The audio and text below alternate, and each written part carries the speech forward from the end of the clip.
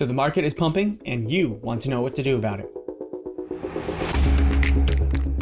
Welcome back to Study Pop right here on YouTube. My name is Matt and we are here to discuss the recent market pump in VeVe. What should you do about it? What can you do to take advantage about it? What I would do, really. Again, none of this is financial advice and I'm not a financial advisor. These are just some ideas as to what I do, what I am currently doing. And remember to like, follow, subscribe down below. It really helps me out. Definitely go ahead and share this video on Twitter, Instagram, wherever you share your videos, because it does, again, help out get the message, really helps me out. So without further ado, let's get into it. Why are we having this market pump? Well, this is exactly why.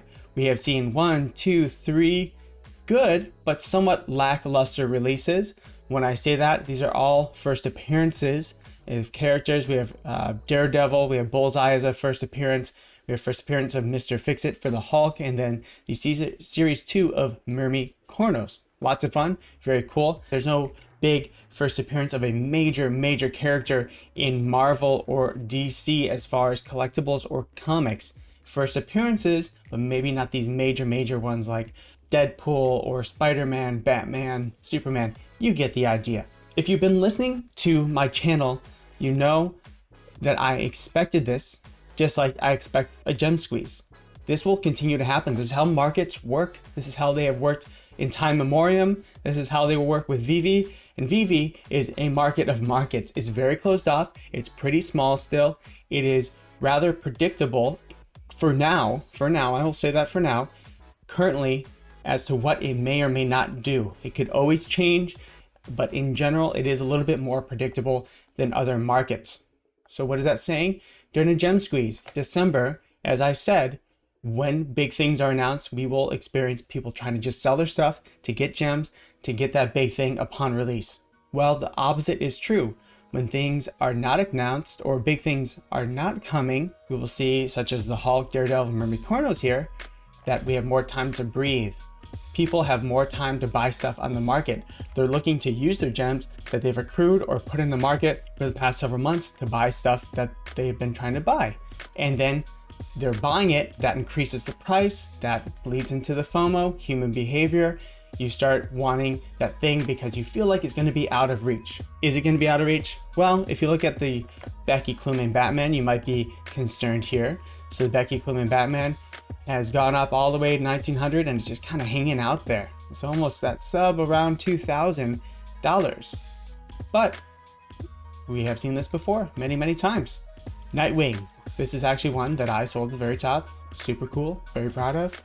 But it came way back down here. You could have saved a good 25%, 30% there at 1500 if you just waited a little bit. Or again, why weren't you buying 3 days ago? But I digress. It doesn't matter because the overall theory is you want to sell when it goes up and buy when it goes down. It is very hard to do that.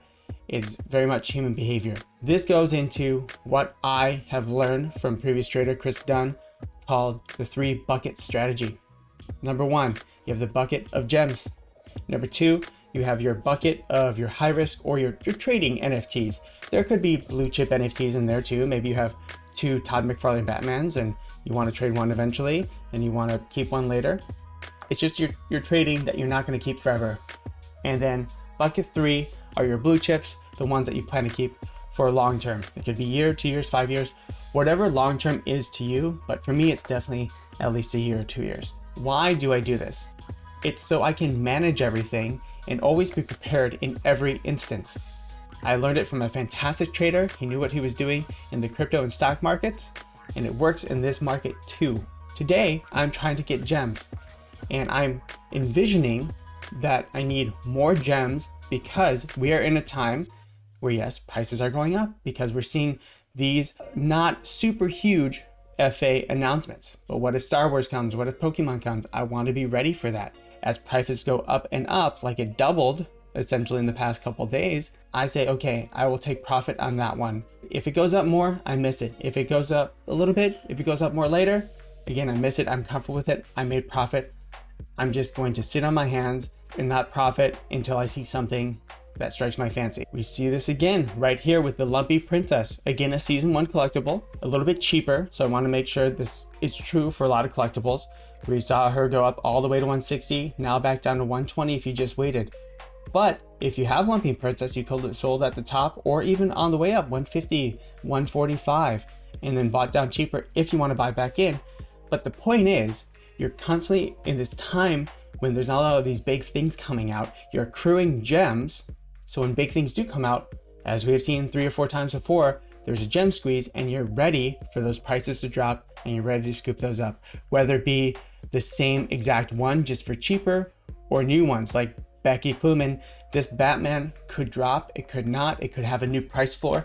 I don't know. I'm expecting it or I'm gonna wait for it to drop. If it doesn't drop, I'm missing out. Too bad, that's unfortunate. But if it drops during gem squeeze, which most things do drop during the gem squeeze, I'm ready to purchase.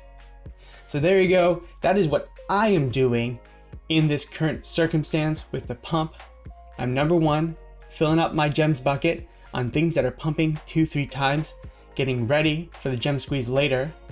And then once the gem squeeze comes later, I'm gonna start buying things that I wanna put in that long-term bucket and do it all over again.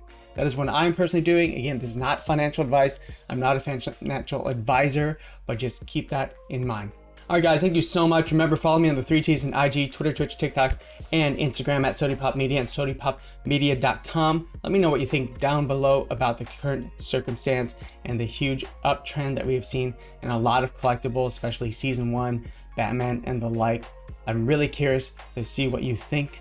And what is your favorite NFT so far? What is your hidden gem?